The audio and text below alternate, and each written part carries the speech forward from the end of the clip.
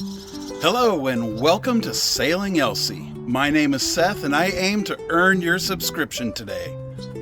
I want to take a moment to thank all of my viewers. I've looked at my stats and I am over 100 subscribers at this point. I'm overjoyed to have each and every one of you. Thank you so much for being a participant and a viewer in this whole adventure.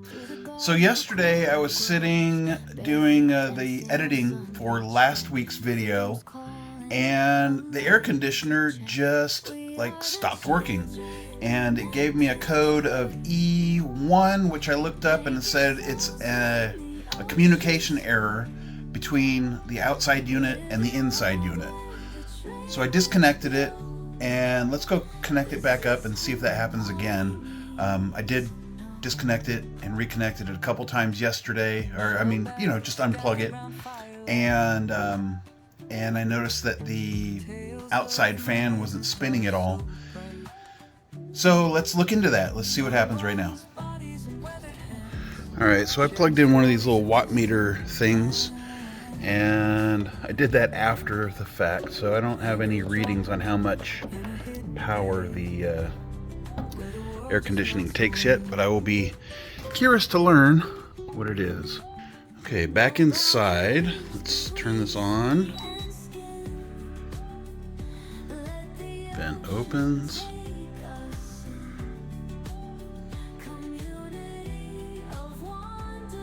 Air is blowing. Let's go see what's happening out back.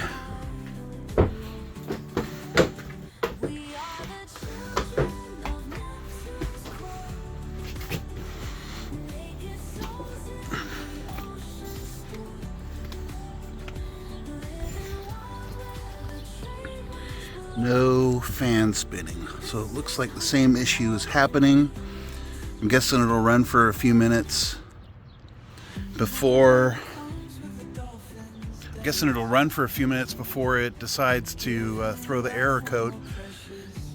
So let's dig into this and see what we can find. Alright, got the service panel off, and nothing really looks obvious. Top off. Nothing's jumping out yet. Okay, here's the wire to power the fan. Let's get into here. So measuring here to here, between 2 and 3, I get 2 millivolts. But when I measure to the wire that goes to the inside, I'm getting negative 50-ish. And I just had a good chat with my new friend ChatGPT, and he says this board's probably junk, and he also says it's like $360. So cripey. Not sure what I'm gonna do about that. Alright, so I followed that wire. The black wire ends up right here, and there's nothing really obvious on this side, but I'm looking at this side here, and that's where it goes to right there, and that little solder joint doesn't look too good. So maybe I'll put a little heat on that and see if that makes a difference. Just reflow that. Let's give it a try.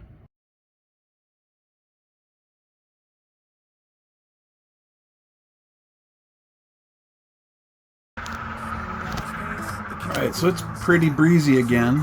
The spinner's spinning. Well, let's see what the power output is.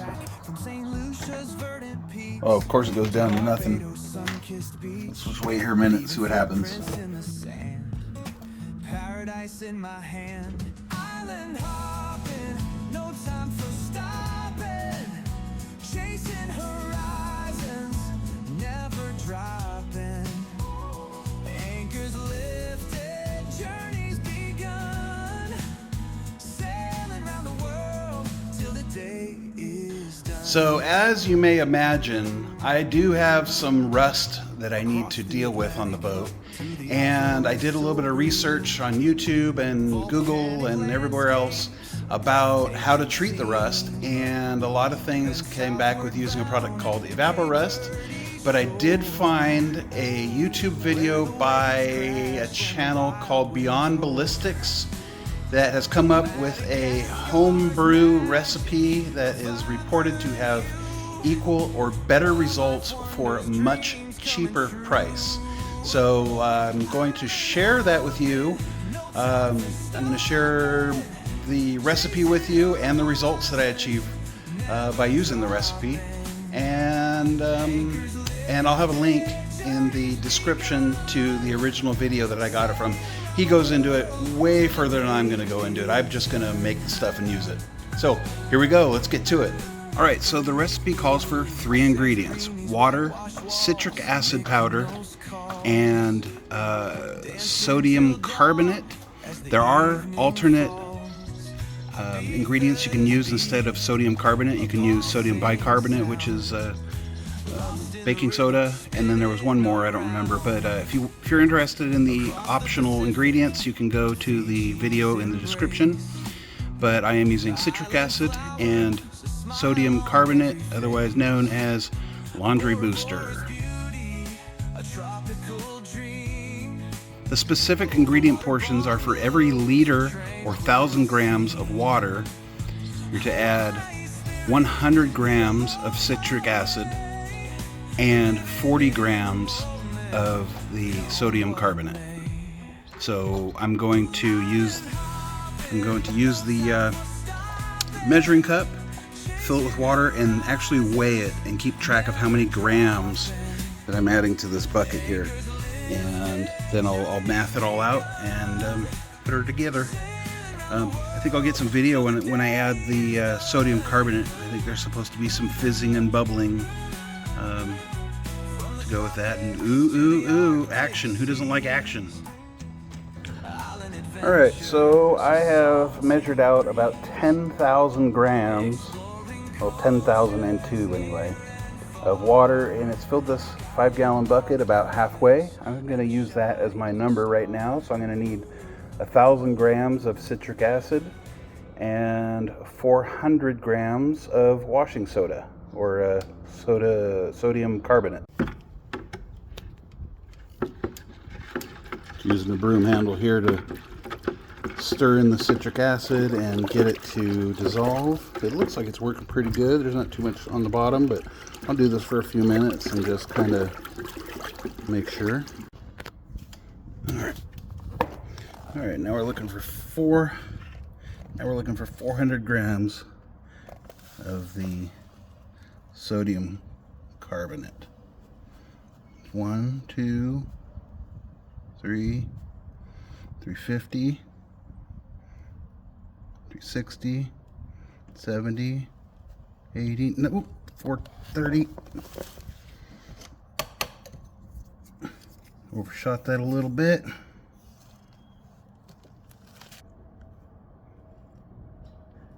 That's essentially it right there. 400. Now this is supposed to have a bubbly reaction, kind of like baking soda and vinegar. Let's see. I'll give it a little stir first and get some motion going.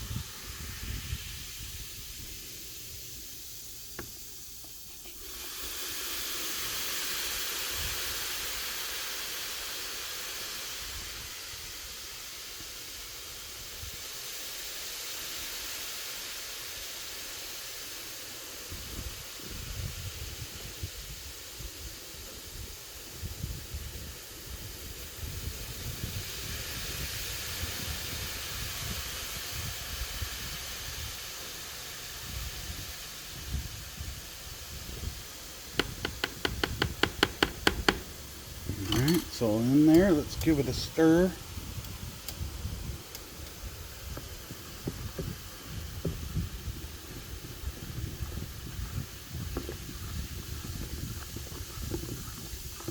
Let all of that stuff react.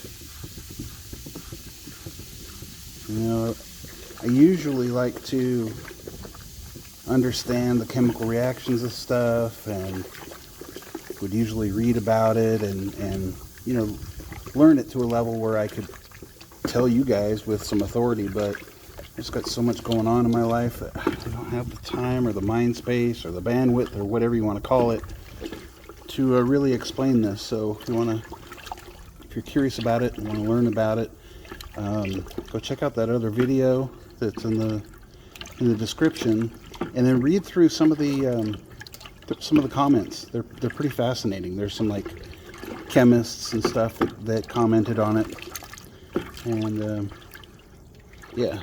Anyway, so it looks like our reaction is done. I'm just going to continue stirring this for a little bit, and then we'll give it a test. Alright, so this is supposed to have an acidity similar to tomato juice. So it's totally safe to put your hands in and stuff.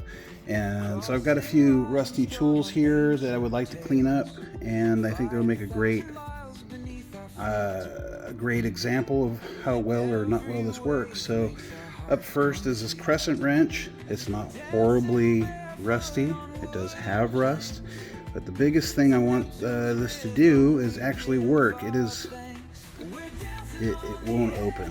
So I think that's a rust issue, and I think it's in this slider here. So let's go ahead and drop that in. Next up is an old junky ratchet covered in rust. So let's give that a try. And a rusty clamp. Go ahead and toss that in.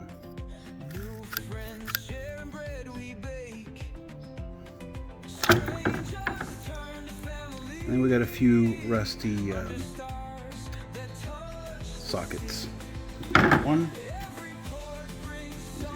Rustier. The smaller of the two. And then this steel's pretty rusty as well. 3. Oh, one more. Got this screwdriver covered in rust. Looks like it used to be chrome plated. And got some rust on the tip here. So go ahead and toss that in as well, and that'll be it. And we'll check on this stuff in a half hour. Go! This journey's where our life begins. Here we are, so wild and free, celebrating life at sea.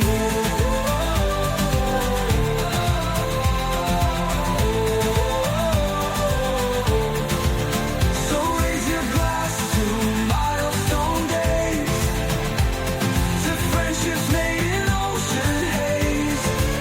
This deck's our stage, the sea our home, wherever wind decides to roll. I just realized I forgot an ingredient. I'm supposed to add dish soap as a surfactant, which just means it makes the water waterier, or the liquid liquidier. So I'm gonna put some of that in, stir it around, and get you guys going again.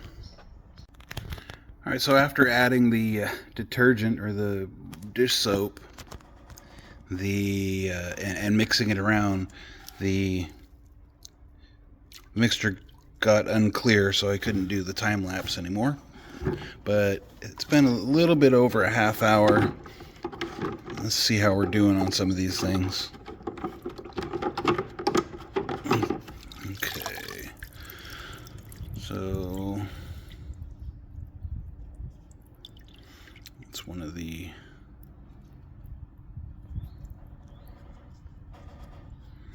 sockets. Definitely improved.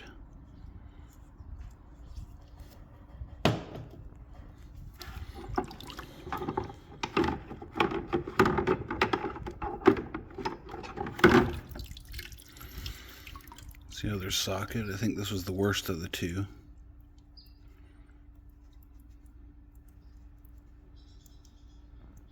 Still a little bit of something on there.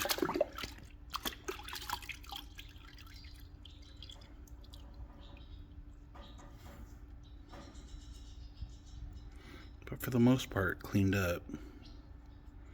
I'm gonna leave that in a little longer. The clamp. Looks like it could use a little bit more time. And put it back in.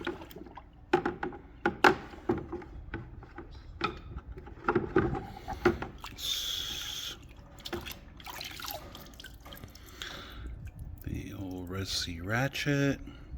Not perfect yet.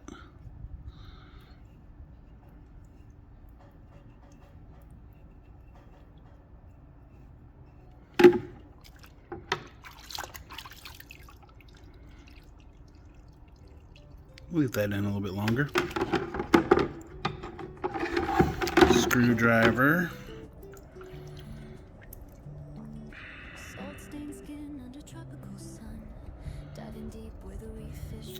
Improved, but still a little crusty.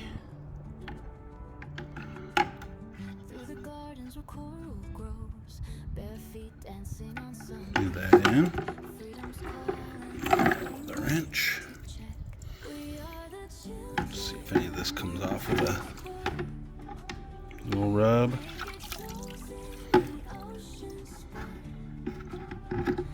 A little improvement there. Let's see if it works. Oh, left-hander. Not yet. Leave that in a little bit more. I think we had one more thing in here.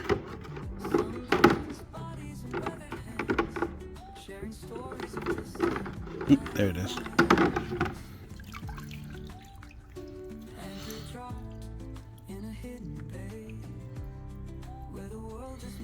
Seems to have cleaned up nice, honestly.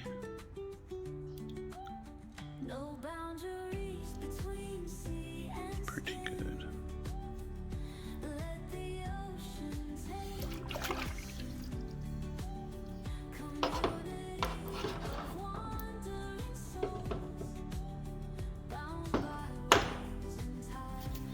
So these two look like they're good, and we'll leave those others in for a little bit while longer and see how long it takes.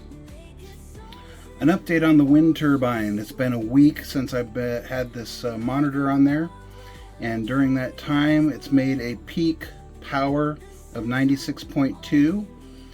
It has created 115 watt hours. I think we were at 16 before, so it made 100 watt hours, which means it created enough to light a 100 watt bulb for an hour. Peak power, yep.